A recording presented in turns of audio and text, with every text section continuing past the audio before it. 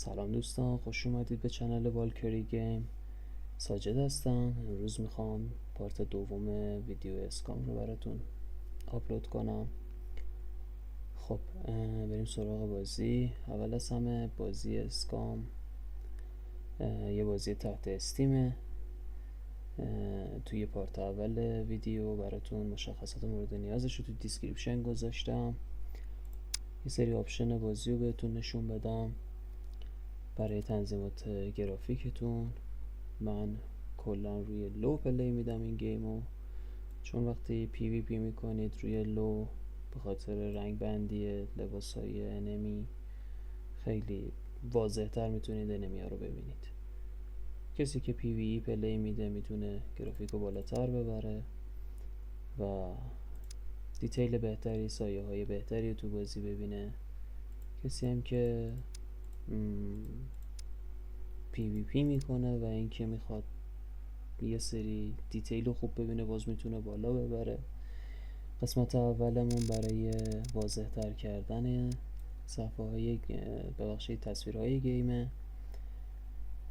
این قسمت هر چقدر بالاتر باشه فاصله دور رو بهتر میبینید، هر چقدر پایین تر باشه فاصله دور براتون تارتر میشه. با ستینگ بازی زیاد کاری نداریم فعلا. موقع ورود به بازی این کانتینیو برای شما خاموشه، چون هیچ سرور حالا مولتی پلیر یا سینگل پلیری شما نرفتید. موقعی که میخواین وارد سرورهای آنلاین بشید یا سینگل پلیر فرقی نمیکنه. یه سری قدرت ها، یه سری کاستومایز دارین داخل گیم که بهتون توضیح میدم که چطوره. شما 4 تا قدرت اصلیتون اینجاست که حالا میتونید اینا رو کم و زیادشون کنید، ولی به یه شرط. الان نگاه کنید، شما هیچ قدرتی نمیتونید اضافه کنید. مثلا کسی که براش دمولوشن مهمه، یا اینکه حالا این اسکیلا رو در ادامه ویدیو بهتون توضیح میدم که چی به چیه، باید از اسکیل های بالا کم کنه به اسکیل های پایین اضافه کنه. در نتیجه توی قسمت های بعدی اینجا عددی که میتونین اسکیلتون رو بالاتر ببرین بیشتر میشه. خب بریم برای توضیح دادن اسکیل هامون. اسکیل اول برای شروع کردن به فایت، قدرت شروع کردن فایتتون رو بیشتر میکنه. اسکیل دومتون شلیک کردن با گانهای رایفلتون رو زیاد میکنه، سرعت خشاب عوض کردنش، سرعت تیر پر کردن توی خشابشه. قسمت سوممون قدرت ضربه زدن با چاقو یا هر چی وسیله‌ای که توی بازی میتونید باهاش ضربه بزنید، مثل بیل، کلنگ، چاقو، تبر هستش. قسمت بعدی قسمت هندگانمونه که برای پیستولمون استفاده میشه یا همون کلتمون استفاده میشه. قسمت بعدی آرچریمونه که برای تیراندازی با تیرکمونتونه. قسمت AVP که همینجور که میبینید خاموشه، برای یه سری گان مثل RPG ها هستش. قسمت دوممون سرعت دویدنتون، نفس دویدنتون و خسته شدنتون در حال دویدنه. قسمت سومتون اینجا قدرت بدنتونه، یعنی که شما هر چقدر با وزن سنگین تری دارین توی بازی، مثلا لوت کردین داخل بازی، بکتون کولتون پر لوته، هر چقدر این اسکیل پایین تر باشه زودتر خسته میشید، زودتر به نفس زدن میافتید، نمیتونید از دست حالا زامبی، پلیر، هر چیزی در برید، اذیت میشین. پس اندورانس چیز واقعا مهمیه، مخصوصا برای پی وی پی پلیر ها. چرا؟ چون پی وی پی پلیر ها مثلا معمولا برای فایت که میرن، برای رید که میرن، با خودشون C4 هم میکنن، گانهایی مثل RPK، مثل اسنایپ ها، اینا گانهای سنگینیه و اینکه اذیتشون میکنه. 2 تا قسمت بعدیمون که فعلا دیسیبله، کاری باشون نداریم. قسمت بعدی قسمت دیوریمونه، قسمت قدرت باز کردن قفلاتون، دزدی کردنتون. توی این بازی همونجور که گفتم بهتون توی پارت 1 میتونید که ماشین انمی پلیر یا اینکه بیسشو رید کنید، بدزدید، باکساشو میتونید لاک پیک کنید. پس این قدرتتون هر چقدر بالاتر باشه قفل باز کردن براتون راحت تره. اسکیل بعدیمون اسکیل درایوینگمون هستش که قدرت رانندگی کردنمونه.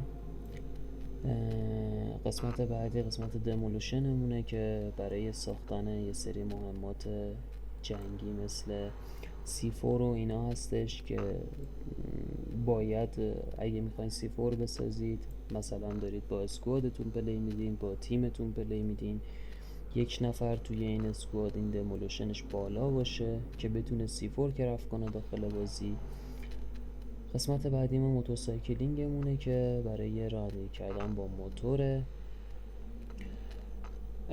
قسمت بعدی برای مخفی کردن باکساتونه. شما مثلا میخواین برین بیس رید کنید، نمیتونید ماشین با خودتون ببرید، بیسی که میخواید رید کنید قدرت استتاری نداره، جای استتاری نداره که ماشینتون رو بذارید. با ماشین باکستون رو میبرین اونجا، باکس رو میذارید رو زمین و اگه این قدرتتون بالا باشه خیلی راحت میتونید با یه بیل یا با یه کلنگ باکستون رو که مهمات با خودتون بردین برای رید خاک کنید زیر زمین و بعدا بهش دسترسی داشته باشید. قسمت بعدیمون برای خلبانی کردنتون، قدرت خلبانی کردنتون و فرودتون با هواپیمای داخل بازیه. دو تا قسمت بعدی دوباره کاری نداریم چون اینا رو هم دیسیبل فعلا. قسمت بعدیمون قسمت هوشتونه. این هوش هر چقدر بالاتر باشه توی بازی با کلیک راست نگه داشتن یه سری آیتم ها رو میتونیم ببینیم، مثل مین هاتون، باکس هایی که خاک کردین، برای دیفیوز کردن یه سری توی بانکرها که میرید یه سری قفل هست که باید دیفیوزشون کنید. هر چقدر هوشتون بالاتر باشه راحت‌تر میتونید این کار رو انجام بدید. اسنایپینگ که قدرت اسنایپ زدنتونه. کاموفلگ قدرت استتار کردنتونه. شما وقتی هر چقدر اسکیل کاموفلگتون بالاتر باشه راحت‌تر میتونید استتار کنید توی چمن‌های، حالا برای فایت برای زامبی فرق نمیکنه. قسمت بعدیمون قسمتیه که هر چقدر بالاتر باشه شما راحت‌تر میتونید زنده بمونید، آیتم های بهتری پیدا کنید یا اینکه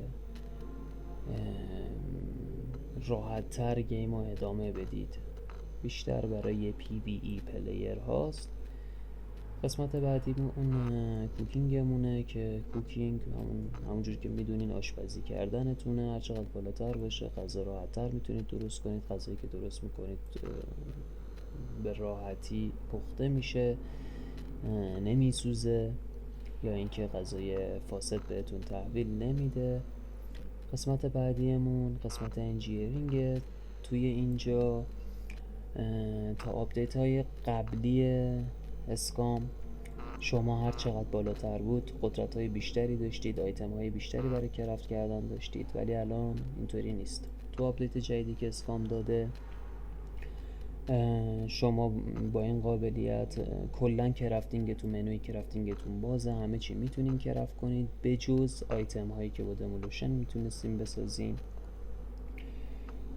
ولی با یه فرق. شما انجینیرینگتون مثلا نو اسکیلی نداره، ولی وقتی که نو اسکیله مثلا شما میخواید یه فونداسیون بیس بسازید، ازتون مثلا 5 تا تنه درخت میگیره، 5 تا الوار میگیره، ولی وقتی انجینیرینگتون بالا باشه مثلا روی ادوانس باشه یا روی مدیوم باشه متریال کمتری ازتون میگیره. فرق این اسکیل توی آپدیت آخر اسکام همین شده. قسمت بعدیمون قسمت مدیکالمونه که هر چقدر بالاتر باشه ریوایف کردن تیمیتتون با یه سری سرنگ داخل بازی هست راحت تره. بانداش کردن خودتون یا اینکه پانسمان کردن زخم خودتون یا تیمیتتون راحت تر انجام میشه. وقتی مدیکال بالا باشه شما امکان اینفکشن گرفتنتون کمتر میشه. قسمت بعدیمون قسمت فارمینگمون یا همون کشاورزیمون، مزرعه داریمونه که هر چقدر بالاتر باشه راحت تر میتونید گلکاری کنید، درختکاری کنید، میوه‌های بهتری بهتون میده. قسمت های بعدی هم که برای کلن آپدیت بعدی در نظر گرفته شده که اینها هم باز هم دیسیبل. ممنونم که ویدیو رو تا آخر تماشا کردین. ممنون میشم ازتون با لایک کردن، سابسکرایب کردن، کامنت گذاشتنتون بهمون انرژی بدین. چنل ما یه چنل تازه تأسیسه. ممنون میشم حمایتمون کنید. تا ویدیو بعدی، خدا نگهدار.